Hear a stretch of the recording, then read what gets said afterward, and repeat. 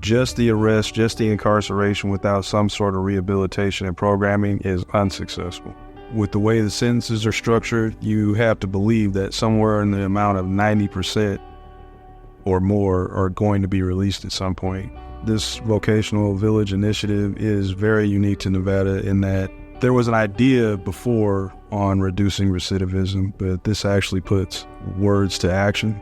In comparison to other places, as long as the wraparound service is continued once the offender leaves, the offenders then buy into the program to better themselves and increase their own chances of success, as opposed to just a release with no plan in place other than just going to get a job. It's so surreal every time I walk on this yard, knowing that once upon a time I did time on this yard. Right, so it's every time I come here, you have flashbacks and it just brings back memories.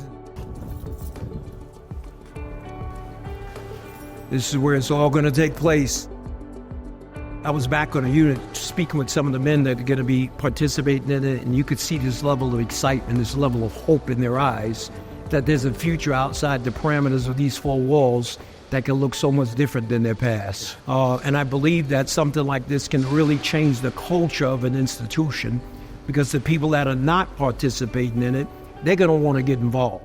I've been doing this 24 years now. I've seen stories, seen guys go out and 3 weeks later come back because of a violation or whatever, but they didn't have anything else going for them. Right. Never forget a gentleman I ran into at a camp, and he reminded me of a conversation that we had when he first got locked up, when I told him, don't make this your end game. Right. And he reminded me of that when I saw him at the camp and he was getting ready to release. Well, fast forward, when I was back home in my hometown in Sacramento, I saw him at my sister's graduation. Wow. He was working for FedEx, he was doing his thing, he's living in the Bay Area. And he remembered that conversation and it went a million miles with him.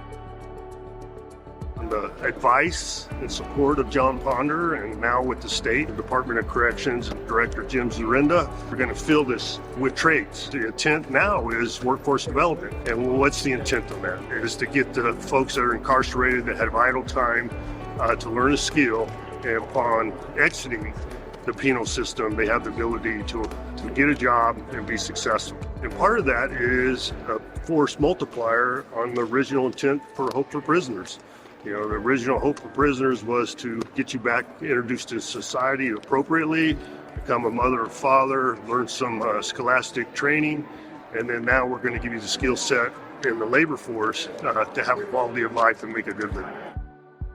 I'm really excited about the Hope for Prisoners unit there, where we're going to be able to have those 120 men in there, and we're going to be able to pour into them over an 18-month period of time.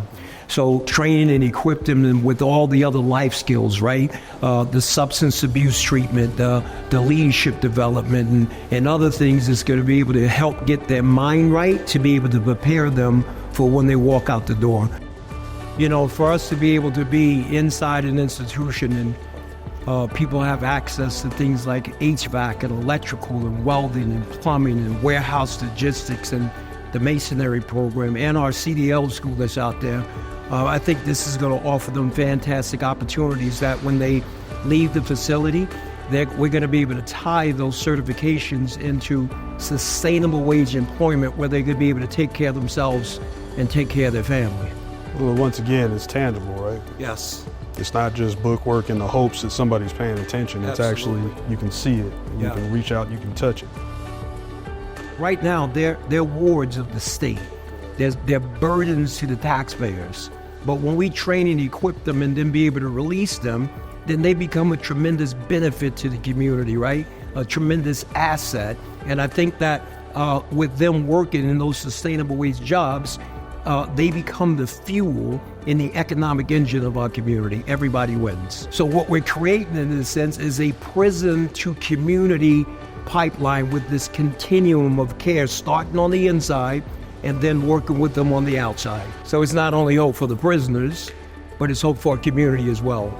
Because when they're out there, they're working, then they're not recommitting crimes. We're reducing future victimizations, man. It gets me excited.